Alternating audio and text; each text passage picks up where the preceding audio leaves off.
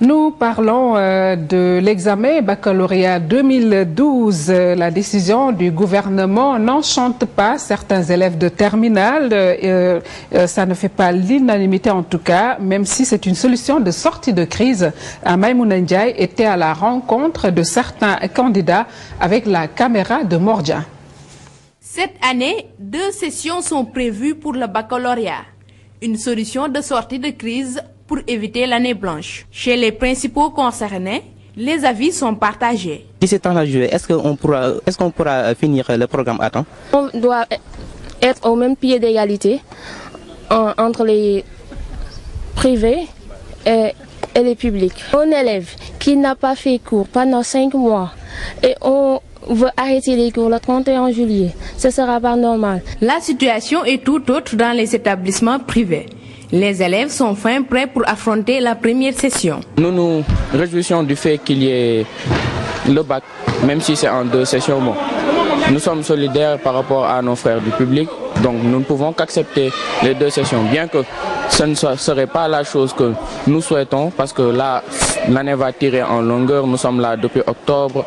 Donc, mais d'une part aussi, ça va nous laisser plus de temps pour pouvoir assimiler les cours. Oui, je suis fin prêt. Je pense que tous les élèves de l'école, si on nous disait que l'examen c'était demain, nous sommes fin prêts.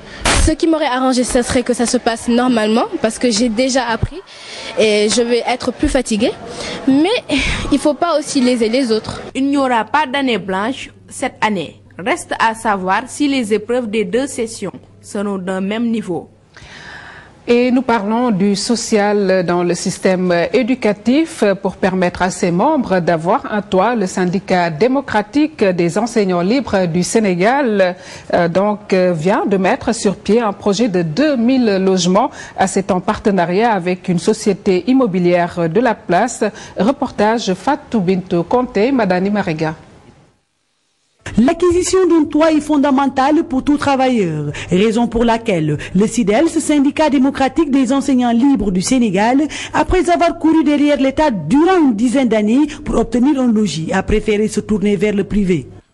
Nous avons constaté que depuis 2003, nous avons signé des accords avec le gouvernement du Sénégal, mais malheureusement, de 2003 jusqu'à 2009, avec l'accord global qui a été signé, jusqu'à présent les choses piétinent dans le domaine de l'habitat. Alors que pour nous, nous estimons que, comme l'a dit l'UNESCO, 70% du travail de l'instituteur se fait à la maison de l'enseignant. Donc, l'enseignant doit être bien logé pour, en fait, puisse être beaucoup plus productif.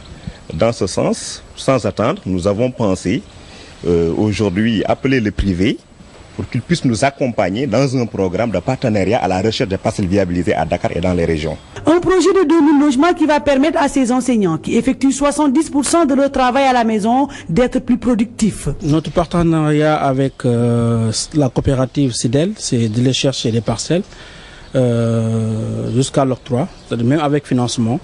Donc, pour parcelles, on a beaucoup de disponibilité et dans beaucoup de zones, on a John de Kounoun, Kermassa, Djamnyadjo, Thiès et même jusqu'à dans toutes les régions du Sénégal. Toutefois, le SYDELS promet de poursuivre les négociations avec l'État, car selon son secrétaire général, c'est un accord qu'il va falloir respecter. Un accord c'est béton, un accord c'est un cadre réglementaire, n'est-ce pas, qui définit en fait les critères par lesquels nous devons passer pour être en possession de nos parcelles.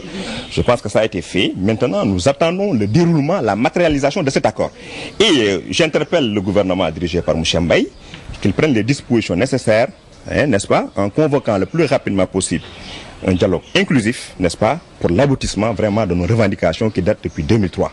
Aujourd'hui, ce syndicat a organisé une rencontre pour permettre à ses militants d'avoir une meilleure information quant à l'octroi de ces logements.